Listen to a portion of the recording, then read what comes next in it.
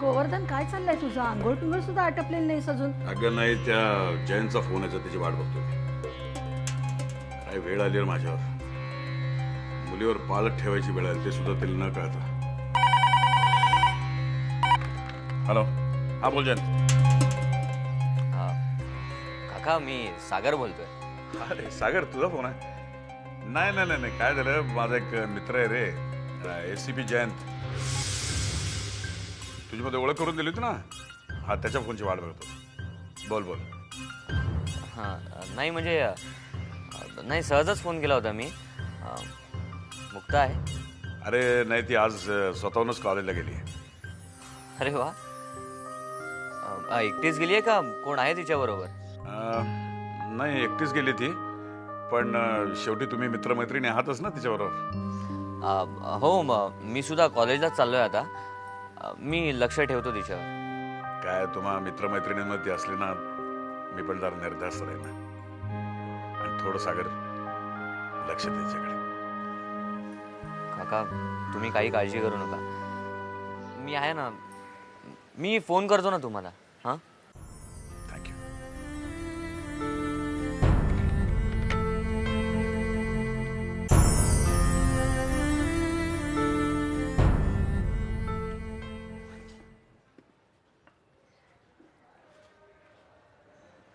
राकेश,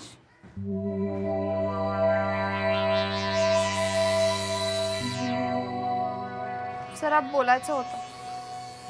बोल ना. ऍक्च्युली राकेश, मला ना तू चहा घेणार आहेस? अण्णा एक चहा द्यायला. राकेश प्लीज, मला खूप सिरियसली. ए मुक्ता प्लीज, आता याचा काहीही उपयोग नाही. राकेश अरे पण मुक्ता, कमी वाट पाहिली का ग मी तुझी? खरंच खूप वाट पाहिली मी.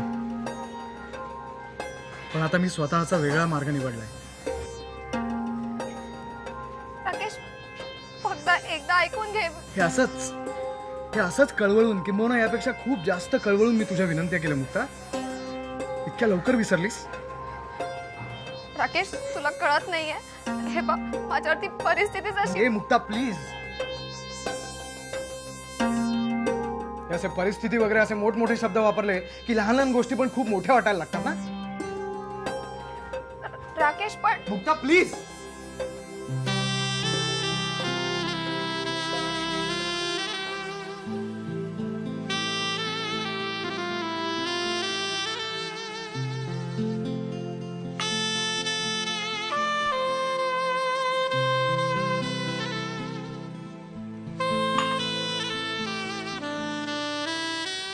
मरतही नाहीत आणि उगाच आमच्या डोक्याला मगज मारे.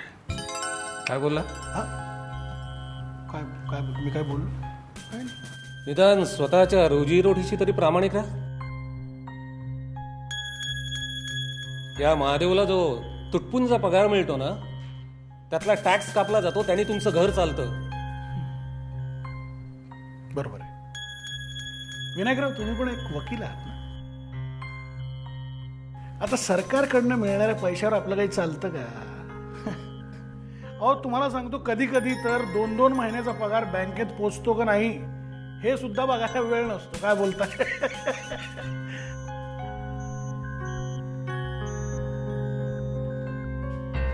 स्वतःच्या आत डोकावून पहा ना एकदा. ही जी वरवरची कमाई आहे ना, त्यामुळे तुमचं मन आणि आत्मा पोखरून गेले. सावरा, स्वतःला सावरा, नाही तर आपला देश पुन्हा एकदा गुलामगिरीच्या विळख्यात जायला वेळ नाही लागणार.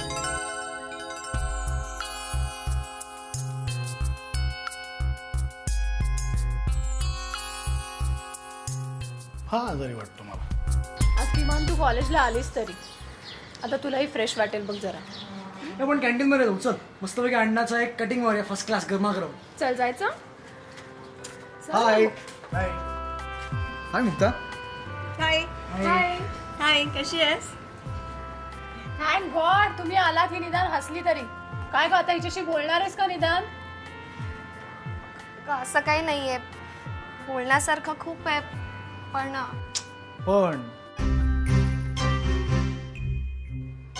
ज्योती, हा जो पण आहे ना, तोच एका माणसाला दुसऱ्यापासून खूप दूर घेऊन जातो.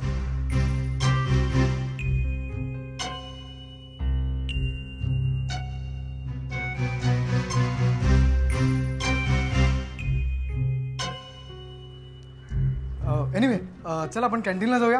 जरा ज्योतीला पण आपला जुना अड्डा वगैरे दाखवूया. चल. हा चल चल चल चल. चल ना. नको मी नाही येत. अगं चल ना. जाऊ दे ना तृप्ती, असं कोणाला फोर्स वगैरे करायचा नसतो. ज्यांना आपल्या बरोबर यायचं असतं ना ते अगदी मनापासून आपल्या बरोबर येतात.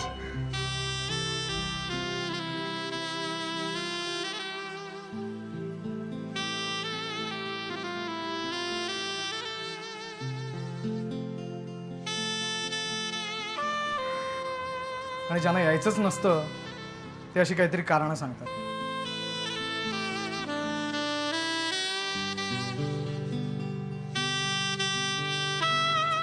चल ज्योती.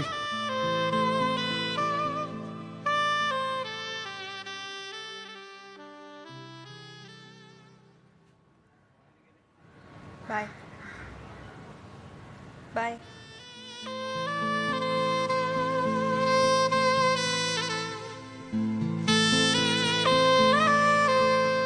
मेघना आता काही बोलू नकोस हा, नाही तर मीच बोलणार नाही तुझ्याशी.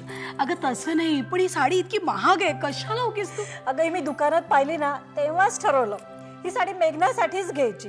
पाहिजे तर विचार अरुणला. ए होय की नाही रे अरुण? हो म्हणजे तिथल्या तिथे विकत घेतली तरी ती साडी तुमच्यासाठी. नाही तसं नाही अरुण राव, नाही म्हणजे इतकं महाग गिफ्ट कशाला उगीच म्हणजे. मेघना बाई, अहो तुमची मैत्री या साडी पुढे कितीतरी मौल्यवान असताना मी काय बोलणार. आणि आता आपल्या मैत्रीमध्ये त्याला कशाला मध्ये पाडतेस ग? काय एक मिनिट एक्सक्यूज. हा दिवाकर. हा हॅलो मेघना, मी बोललोय गायत्रीशी. संध्याकाळी आपण अरुणराव आणि निकिता वहिनीला घेऊन जाऊया त्यांच्या घरी. हा म्हणजे वंच तयार झाल्या? मेघना अगं गायत्री माझा शब्द टाळणार आहे का? किती छान. तेवढं अरुणरावांना निरोप दे म्हणजे झालं. हो मी लगेच सांगते ना. हो बाय. अरुणराव गुड न्यूज आहे. आपण आज संध्याकाळीच गायत्रीच्या घरी जाऊ शकतो. हो दॅट्स ग्रेट सिम्पली फॅन्टास्टिक.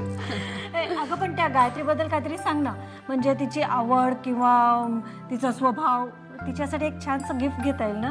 ओ नाही म्हणजे स्वभावाने तशा भोळ्या आहेत त्या, आणि आवडीनिवडी म्हणशील तर श्रीमंत. नवरा म्हणजे विनायकराव पडले प्रामाणिक, त्यामुळे तिची सतत चिडचिड होत असते बघ.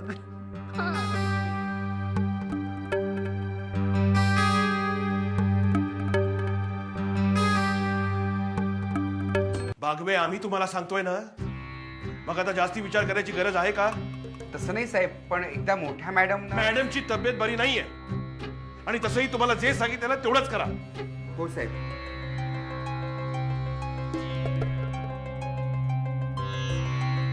आम्ही तुम्हाला अकाउंटचे डिटेल्स देतो, त्याच्यात 50 लाख जमा करून टाका. दादा. बागवे या तुम्ही. हो साहेब.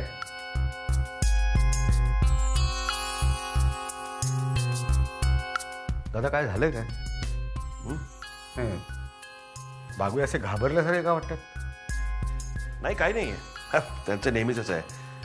एखादी जुनी फाईल शोधायला सांगितली की असेच गोंधळ होऊन जातात. तू कशाला आलास? नाही मी फक्त एवढंच सांगायला आलो होतो की मी एका कामासाठी बाहेर जातोय. तू आहेस ना ऑफिसमध्ये? हो मी आहे ना. तुझा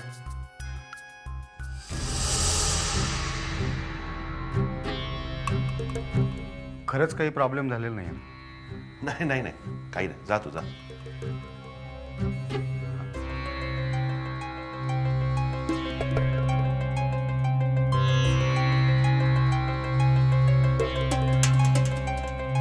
मुली लेक्चरला का बसतात मला हेच कळत नाही. मुली म्हणजे तुम्ही कधीच लेक्चरला बसत नाही. नाही मी बसायचो, हे लोक नाही. हे चल खरं सांग. तृप्ती नाही आली अजून? येईल ना, बस. नाही नको. मुक्ता ये ना प्लीज, बस ना. Sorry sorry sorry sorry. एवढा उशीर का झाला? अरे आपटे मॅम भेटल्या होत्या. ए मुक्ता, मला तुझी मदत लागणार आहे. अगं मराठी लिटरेचरवर एक प्रोजेक्ट करायचा आहे. विषय असा आहे की स्त्री जास्ती भावनिक असते की पुरुष जास्ती भावनिक असतात? हे मुळात मला हा विषयच पटत नाही बरं का. म्हणजे स्त्री ही पुरुषापेक्षा भावनिक वगैरे असते हे मला मान्य होऊच शकत नाही. असं काही नसतं ग. हे जे साहित्यात लेखकांनी वगैरे लिहून ठेवलंय ना हे सगळं खोटं आहे. असं काही नाही राकेश. स्त्री भावनिक का पुरुष भावनिक हे महत्वाचं नसून परिस्थिती काय हे महत्वाचं आहे.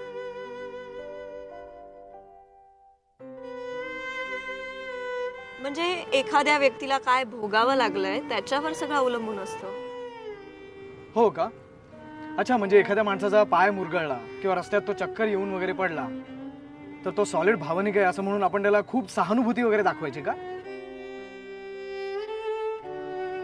माझ्या बाबतीत फक्त एवढं झालं नव्हतं राकेश.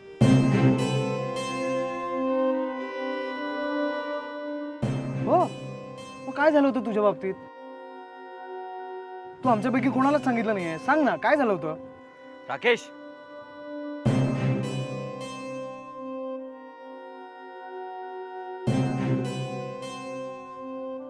हे बघ, आता लहान सहान कारणावरनं हिच्यासारखं कोणी मुळूमुळू रडायला लागलं तर त्याला भावनिक म्हणून सहानुभूती वगैरे दाखवायची का? Stop it Rakesh, please stop it.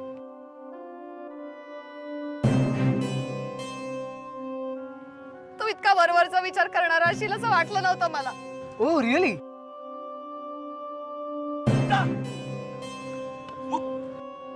अरे काय चाललं तुझं राकेश? तू मध्ये बोल नकोस. एक मिनिट.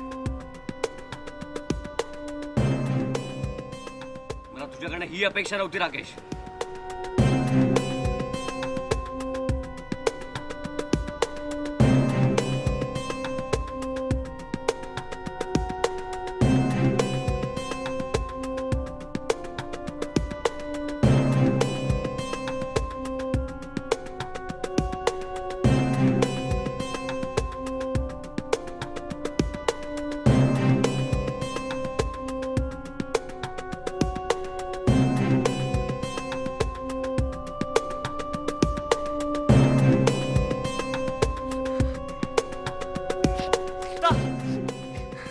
थांब ना प्लीज. मुक्ता, थांब ना मुक्ता.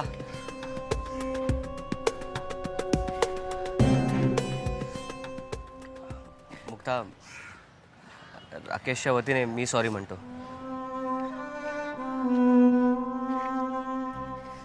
मी तुला घरी सोडतो. चल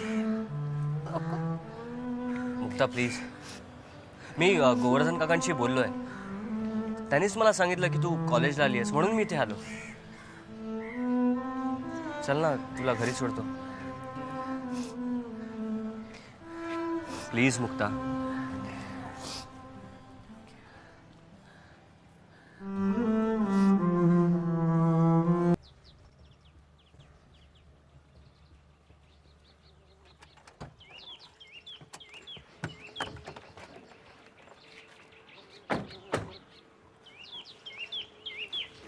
मुक्ता,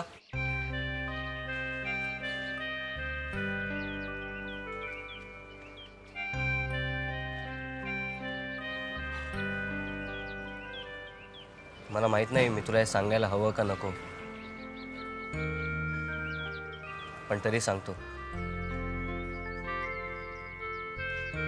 मुक्ता, तुझ्या आयुष्यात अनेक प्रसंग आले असतील,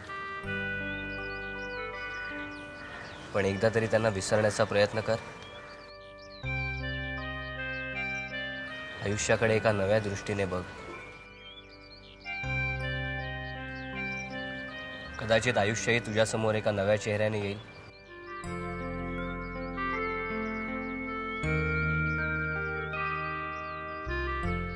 थँक्स सागर. Take care.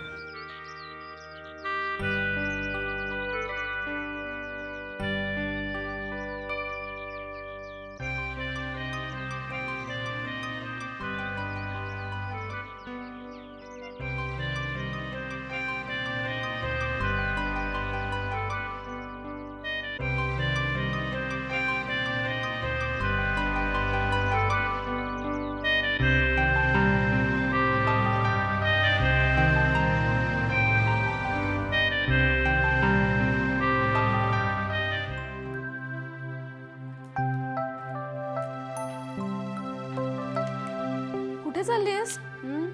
बाहेर निघालीस? चालले नाही कुठे, पाहुणे यायचे जरा घरी. ए आणि हा खायला काय करू का सरळ बाहेरनं मागवू?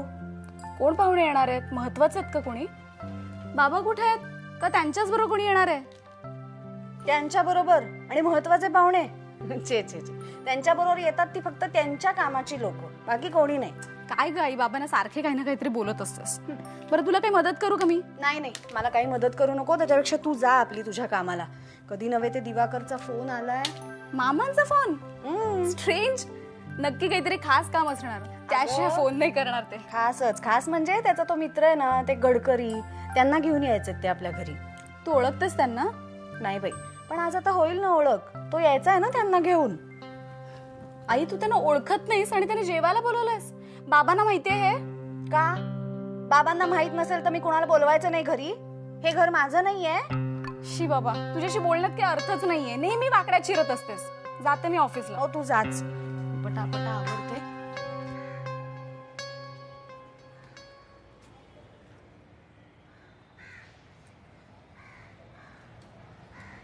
सागर, मला तुझ्याशी काही बोलायचं.